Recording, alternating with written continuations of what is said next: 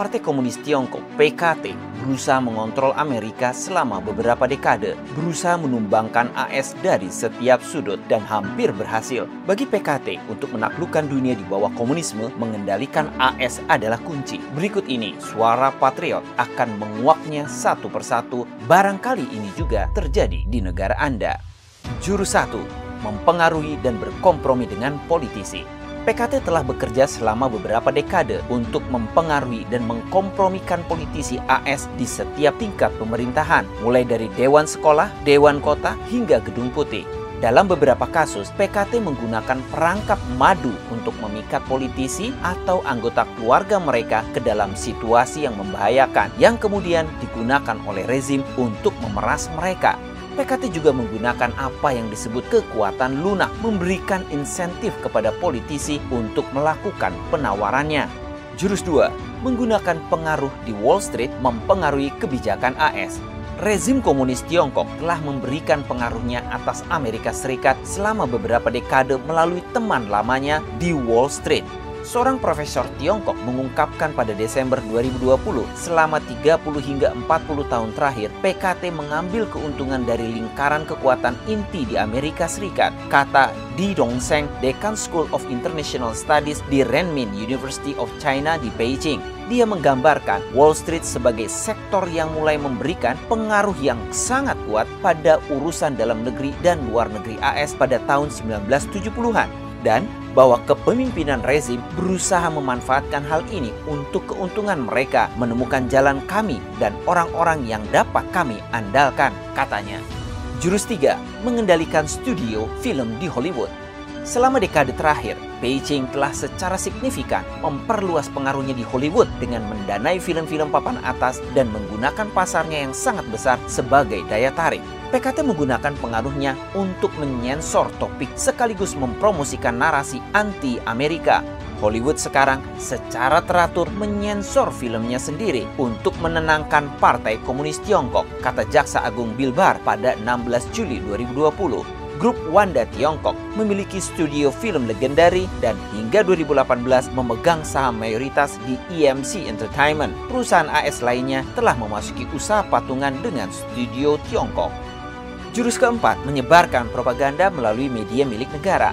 PKT menggunakan entitas milik negara Tiongkok untuk mempublikasikan propagandanya di Amerika Serikat. Dua dari contoh utama adalah China Daily dan CCTV Televisi Negara. Koran China Daily dikirim setiap hari ke kantor semua anggota Kongres AS. PKT juga menggunakan media AS seperti The New York Times, The Washington Post, dan The Wall Street Journal untuk mempublikasikan propagandanya sebagai sisipan iklan. Ia juga menggunakan stasiun radio di Meksiko dan Kanada untuk menyiarkan propagandanya ke Amerika Serikat.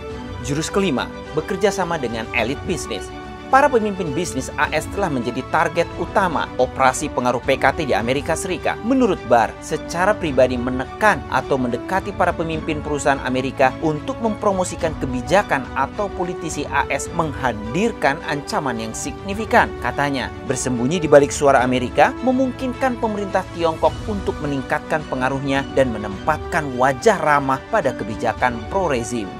Jurus keenam, mendapatkan teknologi AS dengan cara apapun. Kampanye yang disetujui negara RRT untuk memperoleh teknologi Amerika melibatkan cara legal dan ilegal. Semua masyarakat telah dimobilisasi untuk upaya ini. Menurut Direktur FBI, Christopher Wray, selain peretas, peneliti dan orang dalam perusahaan telah mencuri teknologi AS untuk menguntungkan rezim. Program rekrutmen yang didukung negara Tiongkok memberikan insentif kepada peneliti AS untuk mentransfer pengetahuan dan teknologi ke negara tersebut. FBI membuka satu penyelidikan terkait Tiongkok setiap 10 jam, kata Bray.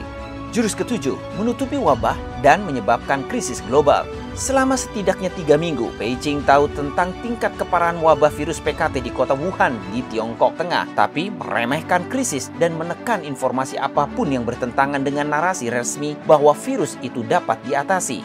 Penyembunyian ini memungkinkan virus menyebar keluar perbatasan Tiongkok, memicu pandemi yang telah menyebabkan lebih dari 2 juta kematian dan menghancurkan ekonomi global. Pada tahap awal pandemi, Tiongkok juga menimbun alat pelindung diri (APD) dari seluruh dunia. Belakangan ketika wabah memburuk di wilayah lain, rezim tersebut menggambarkan dirinya sebagai penyelamat global dengan mendonasikan atau menjual APD ke negara lain. Jurus ke-8, mengurangi aliansi AS dan membangun perangkap hutang. Rezim Tiongkok berusaha untuk menumbuhkan pengaruh ekonomi dan militernya di kawasan Indo-Pasifik, mengancam aliansi Amerika Serikat di sana. Ini juga bertujuan untuk meyakinkan negara-negara berkembang bahwa model otoriternya adalah jalan yang layak menuju kemakmuran ekonomi. Melalui Belt and Road Initiative, rezim tersebut mendanai proyek infrastruktur di seluruh Asia Tenggara dan Tengah, Eropa Timur, dan Afrika, dan menyebabkan negara-negara ini menjadi sangat berhutang budi kepada Tiongkok. Sementara itu, ia juga mengeksploitasi sumber daya alam dan jalur perdagangan strategis untuk keuntungannya. Jurus ke-9, mengundang PBB dan badan internasional.